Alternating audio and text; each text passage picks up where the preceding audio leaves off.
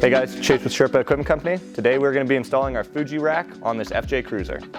First things first, we're going to be uninstalling the stock rack that comes from the factory, and to do this we're going to need a T40 bit for our ratchet. So to remove the stock rack from the FJ, we're going to take our T40 bit and we're going to begin loosening the two bolts on each of the mounts into the roof. And one important step with this, you're going to want to make sure that you loosen each one equally. You don't want to take one fully out before you take the other one out. This will ensure that your little mounting plate inside the roof doesn't start spinning, which will cause problems down the road. So to do that, I'm just going to go ahead and start moving these. All right, so once we got all the rest of the bolts taken out, we can go ahead and just simply pick up the factory basket and remove it from the vehicle. So now that we got the factory rack off the truck, we're going to go ahead and go through what you're going to get in a package from us. You will have your sets of crossbars, you'll have a wind fairing, your side plates, your hardware packages, and an install instruction card. It is a card that has a QR code on the back of it for your install instructions. All you have to do is scan this with your phone. It'll pull up a page to our install page, and then you can find your specific rack from there and find your instructions. Now that we got everything on the table in front of us, we're going to go ahead, open up our hardware pack, and open up our crossbars, get our mounting feet attached to our crossbars, and get them up on the truck. So this rack comes with a front mount, middle mount, and a rear mount. You should have two of each and corresponding rubber to go with those mounts. Mounting feet are out and ready to go. You can go ahead and open up one of your crossbar packages and remove 3 crossbars. All right, so now we're going to open up our hardware. You're going to notice that you have 2 sections of hardware. The bottom section with the smaller amount of hardware in it is for your fairing. The top section is for your mounting hardware for the entire rack. So we're going to go ahead and open only that one now. To do this, you're going to want to grab your 1/4-inch washers along with your 5/8 bolts and separate your mounting feet to each crossbar. You're also going to need 4 T-nuts per crossbar. Now we are ready to take our T-nuts and drop them into the crossbar slots. To do this, it's very simple. All you have to do is put them in at an angle, simply slide and lock both sides to either side of the crossbar track. It does not matter which side faces which. The thick side can face out, can face in, does not make a difference. Once you have your T-nuts installed in the crossbar, you can go ahead and get your mounts. The bottom of the mount is going to be facing the outside of the crossbar. Simply line up your holes with your T-nuts and loosely thread in your bolts. Important to remember, you are only loosely threading these. You should be able to slide the mounting foot along the crossbar with ease. Now we're going to do this with the other 2 crossbars and sets of feet. Now we're going to take 6 of our rubber spacers and we're going to take them up to the top of the truck, and we're going to be using the now freshly exposed mounting holes. There's going to be a plastic sleeve on each of these holes, and you're going to want to line those up with the metal spacer inside the rubber mount. If they are struggling to go on, you can simply pop this spacer out and slide that over the plastic sleeve. Now that we have the metal spacers on the plastic sleeves, you can go ahead and take your rubber. You're going to want to make sure that the narrow side is facing the inside of the truck, and simply drop that over your metal spacers until it seats snugly on top of the roof. Now that we got the mounts on the crossbars, we're going to go ahead and take them up to the top of the truck.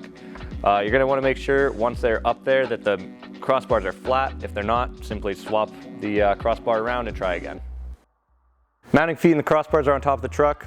We're going to go ahead and grab our mounting hardware. You're going to want to grab your bonded washers along with the mounting bolts. You're going to want to slide the bonded washer all the way to the head of the hex, and then we're going to take those and go mount them onto the roof. These will easily thread into your existing threads, and you can just go ahead and tighten them down to about finger tight to begin with. We're going to leave these loose for now, but we will be coming back and tightening these later. And now we're going to do this with the other 6 mounts. Once you get all your mounting feet loosely started into your roof, you can go ahead and work on getting the crossbars centered. So we like to take a tape measure and measure from the inside of the mounting foot to the outside edge of the crossbar. And we're looking for the same number on both sides. So on this rack, the specific numbers are about 4, 4 3/4, and about 6 3/8 in there. Still a good idea to double check. All trucks are a little bit different. So you want to go ahead and double check, make sure everything's nice and square. Once you get everything squared away, you can go ahead and tighten the bolts going from the bottom of the mounting foot up into the crossbar. Important to remember, no need to over tighten these. Now that the crossbars are attached to our mounting feet, we can go ahead and open up our side plate package. So now we're going to put the side plates up onto the rack. This is a good step to have your buddy step in, give you a hand. We're going to be using the remaining hardware that we have in our package, which is going to be our socket buttons and the remaining black washers.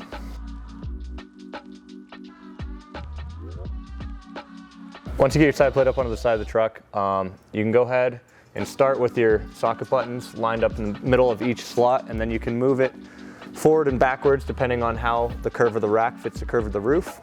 Once you find out your happy spot for the curve matching the rack, you can go ahead and tighten down your socket buttons into the crossbars.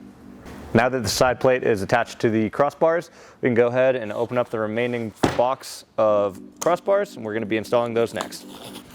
This is another good step to have your friend give you a hand if he's still around. We're going to be also setting one crossbar aside for the fairing. That will be used later. And other than that, we can go ahead and grab our crossbars and start installing them onto the rack. So when you're installing your crossbars, it's a good idea to leave them all loose until the very end. That way you can figure out what spacing works best for you. And once you're happy with it, you can go ahead and tighten them down. So we're happy with the spacing now, so we're going to go ahead and tighten them down. It's a good idea to tighten them on one side. This will automatically square the crossbar to the other side of the rack. All of our crossbars are now tight to the rack, so we're going to go ahead and tighten our roof mounting bolts.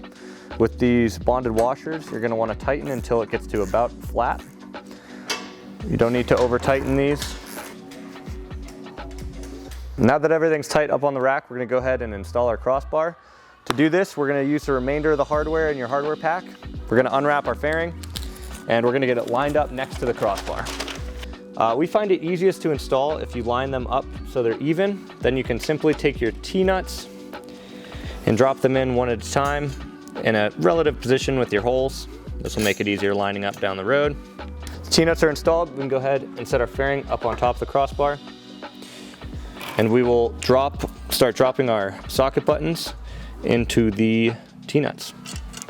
And we're going to want to leave these loose, that way we can slide the fairing back and forth on the crossbar to find our remaining T-nuts. Now that they're all loosely installed into the T-nuts, we can go ahead and make sure our fairing is flush with the end of the crossbar, and go ahead and tighten down our remaining socket buttons. Now, grab your friend one more time. We're going to take the fairing up and install it on the rack. So you want to line your crossbar up with your remaining slot. Go ahead and start both of your socket buttons loosely. So our fairings are adjustable for height. You can adjust it if you have some wind noise or weird vibration, but we recommend installing it to be about 1/4 inch off of your roof. And on this rack, our edge trim is just about flush with the bottom of the rack. And once you're happy with your height, you can go ahead and tighten it down. So now the fairing's installed, we can go ahead and do a once over, make sure all of our hardware is tight. Again, if you do run into any wind or vibration issues down the road, the fairing is a very good place to start. You can move it up and down, see if that solves your problem. If not, you can also move the entire rack forward and backwards. Hopefully that solves the issue. If not, however, or if you have any questions during the install, feel free to shoot us an email or give us a call. We'll get you figured out. It's also a good idea to, after about 100 miles or so, go through, check your hardware, make sure everything's tight. Other than that, the rack is on the truck, it looks great, and now you can adventure with confidence.